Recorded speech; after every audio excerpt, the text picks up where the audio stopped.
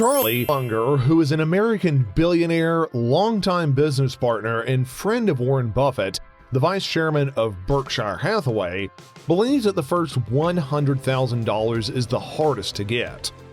It's actually a common opinion amongst many reputable investors. Once you amass $100,000, everything else from there becomes significantly and exponentially easier. It's easier to get from $100,000 to $200,000, $300,000, $400,000, and so on and so forth until you hit the $1 million mark. The first $100,000 act as the catalyst is almost the tipping point.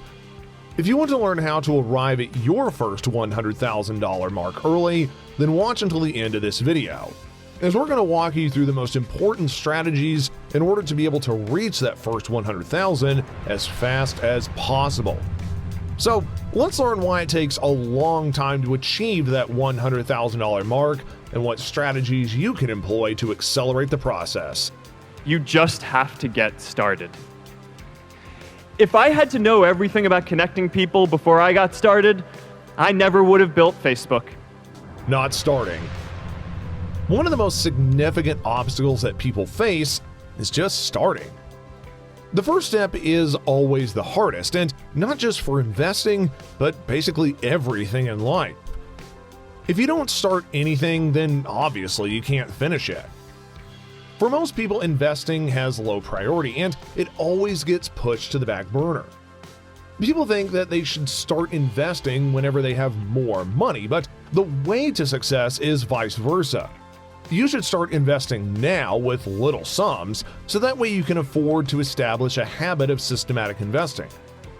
Don't wait until you have too much money. Invest now to earn money a lot. Reaching $100,000 might look like a mountain from where you're standing from the ground, but really, you have to take the first step to get there.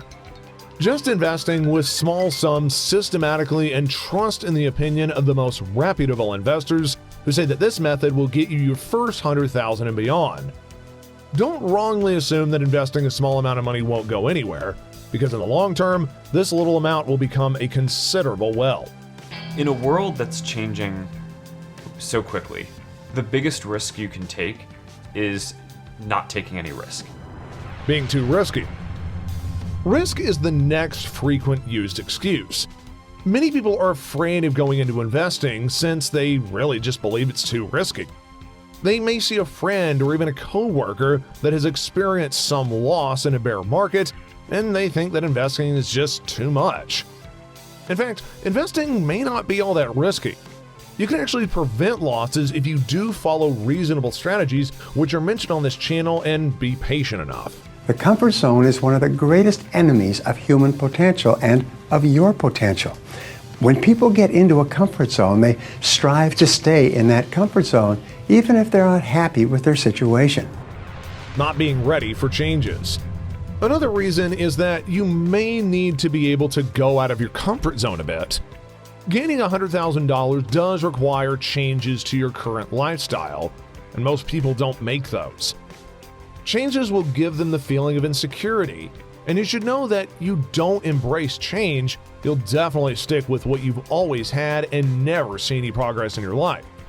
So what do you want? Well, that first $100,000 does seem comforting, right? Well, if you wish to have that $100,000, and if you want it so badly, then your comfort zone will hold you back if you don't go forward with it. So on your journey to gain the first $100,000, you have to face changes in your life, like stop spending 100% of your income on whatever makes you happy and seems fun to you. Watch farther to learn the top strategies to better manage your budget. Any of your reusables, consumables that you have to have, when they're on a huge sale on Amazon, buy them, because chances are their prices are going to go up. Start smart saving. You should actually start saving now, and every day does come with a new idea of saving and increasing your income. Researching profitable stocks will help to replace daily research in consumer goods, like clothes, cars, phones, and more. Purchasing stocks will also replace purchasing consumer goods. That is, if you want to be able to make your first $100,000, this means that the majority of your money should be contributed by you. Compound interest starts to work wonders once your saving reaches a sizable amount. And you might think that returns as a percentage don't really necessarily increase. However, the return in dollars does seem much larger. Just imagine that you invested $4,000 and the return percentage is 10%. Now, you might think 10% is not really a considerable amount, which is only $400. And that might seem reasonable or even noticeable to you because you can make that kind of money maybe working a few hours more at work. But look at it this way. Whenever you invest $100,000, 10% will become $10,000, which is an excellent start to replacing your salary. Once the snowball gets rolling, the rate at which it grows will speed up, and soon you will arrive at that $1 million mark, which will earn you $100,000 in interest. When we end up splitting this $100,000 over 12 months, you'll get a passive income of around $8,300 monthly. And when your portfolio grows, the amount that grows is also larger, and this process becomes so satisfying. It will push you to look for new ways to increase your income, as well as your portfolio, because the rewards are substantial. You may want to try to keep the costs low to have more savings for being able to increase your portfolio and having better returns. For example, if you do go out for a meal that costs you $100 and your money's gone forever, you'll definitely think twice. Before you do put those hundreds of dollars into an investment account, if that money could reward you $10 in the first year, its investment $11 the next year and $12 after that, then of course $100 isn't that much money. But still, saving $100 in different categories on a regular basis will end up adding up in the long term. You're on a fixed income, or basically a fixed income, and what can I do to dramatically increase that? Growing your income. Now, you may think that the only way that you can save your money is to cut down on expenses. And that is true to an extent, but it's not necessarily foolproof. Growing your income is the most important way that you can save and invest more money. So, suppose that you've got a job with an average pay and you have talents or skills that aren't really related to your job. Consider starting a side gig or even a business. And that way you can take advantage of making money with all of your talents and abilities. Here, you can end up freelancing and picking up hundreds of dollars on the side. Plus, if you got the opportunity to take a job with a possible improvement and higher potential of increasing your income, then go for it.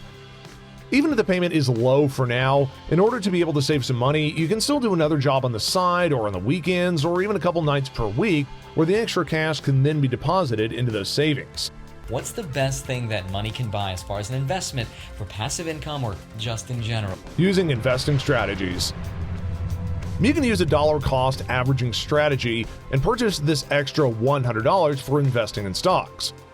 By making more money rather than decreasing the expenses, investing won't affect your daily life. This is really super important because the time that you feel deprived, you'll be disappointed to stay the course. Another strategy that you can use to be able to increase your returns is that reinvesting of the returns instead of taking the cash. It's always captivating to spend money on something fun and enjoyable, but to really catch your goals of achieving that $100,000, you have to make a more conservative choice. So, plowing depends back into the stock that issued them is a smart decision you can make. This strategy applies to firms with a long track record of paying dividends and, even better, increasing them regularly. If a company you invest in cuts its dividend recently, then you can sell the stocks altogether and invest in a company with a much better dividend-paying history. There might be a risk worth taking whenever you have money saved up, so that way you'll be able to take advantage of what more opportunities that you will have to save money. However, this is not ideal to cash out on your investment, at least you have the option.